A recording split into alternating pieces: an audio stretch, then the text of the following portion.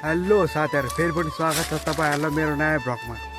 अनि म चाहिँ आज तपाईँहरूलाई यस्तो चिज देखाउँछु कि हाम्रै गाउँमा रहेको एकदमै राम्रो यो ठाउँ चाहिँ होइन, तपाईँहरू देखाउँछ है। म हेर्नु होला है, यस्तो छ। यो तर्तिर भयो होइन, भाराङ भयो। अनि यहाँदेखि मासतिर देखाउँछ है पक्ने।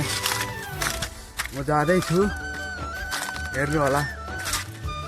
अनि यो एकदमै राम्रो छ है, एकदमै राम्रो।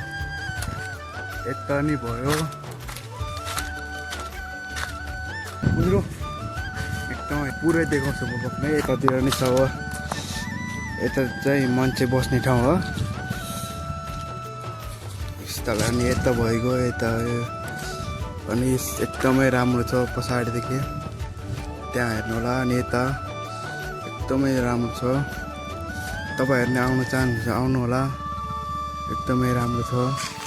यता नि भएको, अनि यता नि म भित्र पनि देखाउँछ है अहिले एकछिनमा, यतातिर देखाउँछ कस्तो लाग्यो, राम्रो लाग्यो। अनि यता खोलाहरू भएको, अनि पहाड यता नि मान्छे बस्ने ठाउँ भएको, कस्तो लाग्यो हेर्नु होला। अनि यता भएको, यता एकदमै राम्रो छ। अब म तपाईँहरूलाई भित्र देखाउँछु है, भित्र हेर्नु होला कस्तो छ पाख्ने।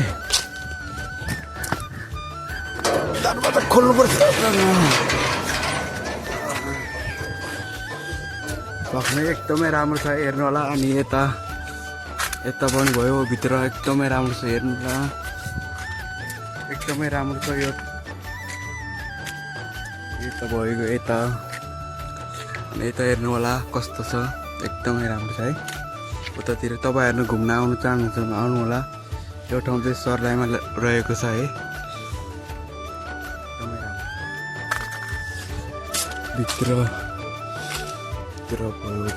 भित्र